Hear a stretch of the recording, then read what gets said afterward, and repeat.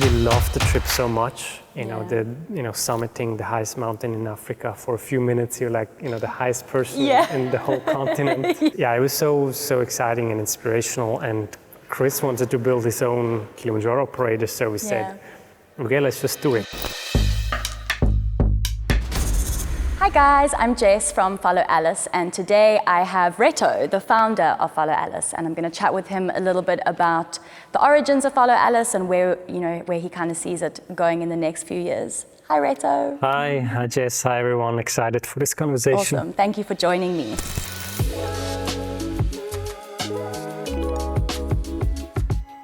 Today we're chatting a little bit about, kind of where Follow Alice started, where it is now, missions, values, that sort of thing. So why don't you tell us a little bit about how you started Follow Alice? Yeah, I mean, it's quite a while ago now, I think 8 years or so. I was still working in London at the bank. And for some reason, my friend Daniel and myself, we decided to climb Kilimanjaro, pretty much out of the blue. So we didn't have any hiking experience really or anything, but we just found the trip and we thought that's actually a super exciting idea to do. So we booked it and we arrived in Tanzania, and hands down, it's still my favorite trip and my favorite thing I've ever done. Climbing Kilimanjaro is like such an inspiring thing. Yeah. It's hard to really know before you've done it. Like I would have never imagined it to be that way. Like you're basically, hiking up for 5 days. It's cold. It's like you're tired. You have altitude sickness. And then that moment, I remember you get up at midnight for summit, and then you go about 5-6 hours. It's like minus 10 degrees Celsius. It's dark. And at around sunrise, it was when we reached the crater rim. And then it's kind of when it starts to get warm and the views are getting incredible. Insane, and you have like this half an hour on the crater rim where you walk just to the highest point, the peak. And this half an hour was so incredible. Life-changing. Literally life-changing. Yeah. It's hard to kind of convey how that actually is. And you achieved it, you managed to get there. Everything is beautiful, and then you're at the summit. And it was just such a memorable, inspiring experience. We also had like a very special guide. His name's Chris. He was the guy who took us, from Arusha, where you land, all the way to the summit. He was our lead guide. So you go 5 days up, 2 days down. So there's a lot of time to talk. And we used that to connect with our mountain crew, with the porters, with the guides, with Chris as well.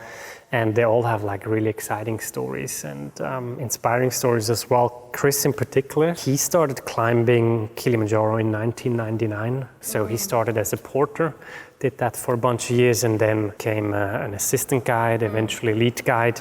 And his dream was to have his own Kilimanjaro operator. And he was, telling us about this, and we loved the trip so much. Summiting the highest mountain in Africa for a few minutes, you're like, the highest person in the whole continent.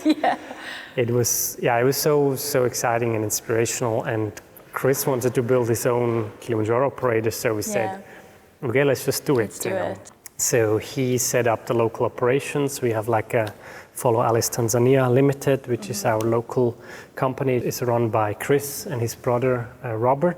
And we just started inspiring our friends to go and do the same experience we had. We were so excited when we came back and we told everyone about it. Just want everyone to have that same experience. We were so excited. And so we just told everyone about it. And that's kind of how it started, just kind of word of mouth, bringing friends to Tanzania. We set up a website.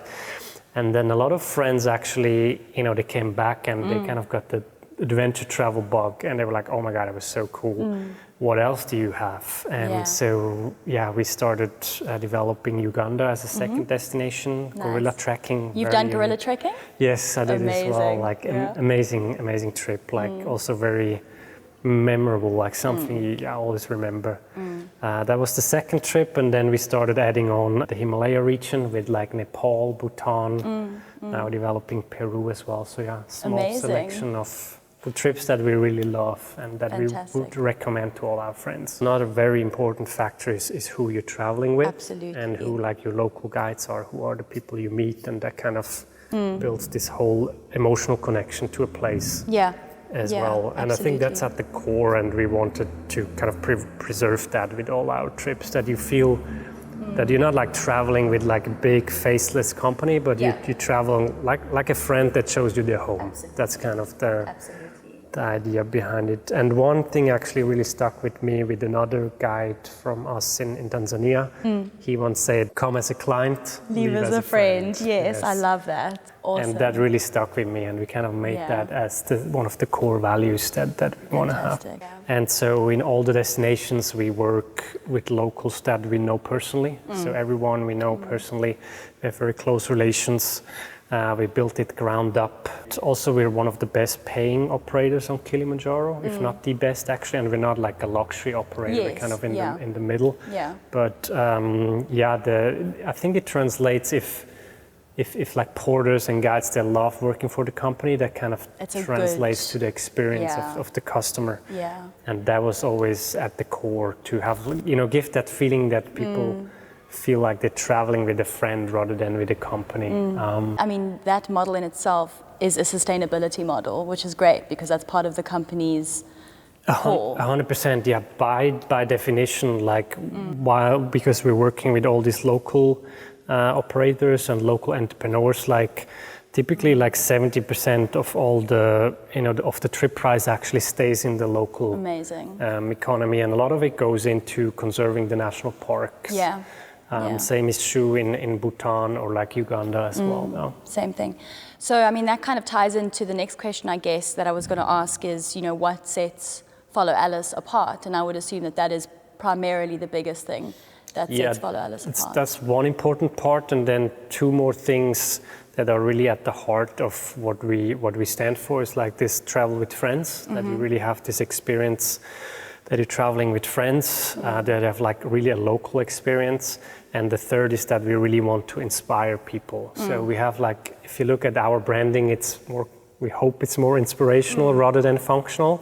And we really want to be that place that excites and inspires people to do a different holiday than just a usual beach holiday. So to go somewhere that pushes you out of your comfort zone a little bit, but certainly a trip that you remember. And you go to a country, you learn from the cultures, and I've been now traveling and working in almost 50 countries, and in every country and every culture there's something you can learn, and it becomes part of you. And I think that's the beauty about traveling and meeting different cultures.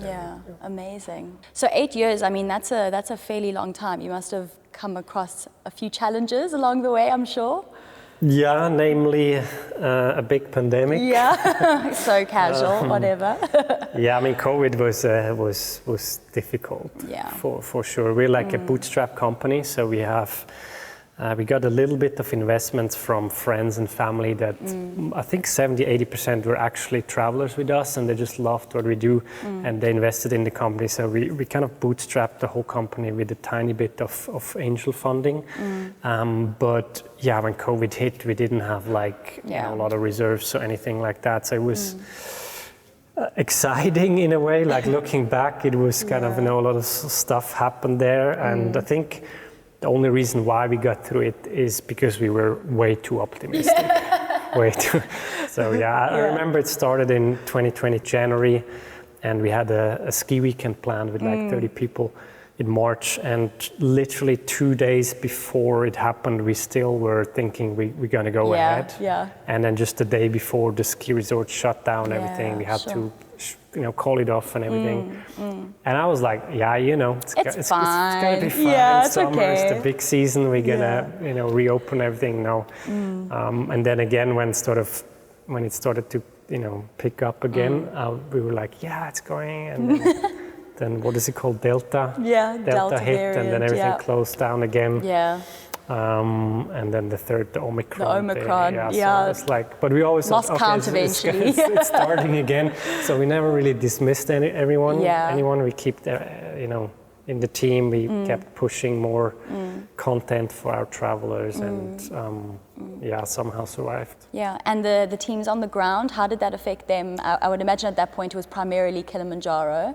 How did that affect them? Yeah, it was mostly Tanzania where we were operating, and it was, I mean, for them it was even more difficult. Yeah. Like, so we were, in the lucky situation that our clientele is quite adventurous, younger audience a lot of times, and as soon as there was a kind of a glimpse of hope and you could step on a plane again, they were already kind of on the plane. So we managed to do like a little trip here and there between the 2 variants or the 3 variants, and kind of kept the boat floating. We sent a little bit of support, like with whatever we had left, and we kind of managed through, but I think it also kind of got everyone closer to each other. Absolutely. And like in the core team and with the locals, etc., that we really managed to get through this together. And I mean, also very grateful to the employees. They kind of stayed with us and pushed through this, and it was a very difficult time. Very difficult time, yeah.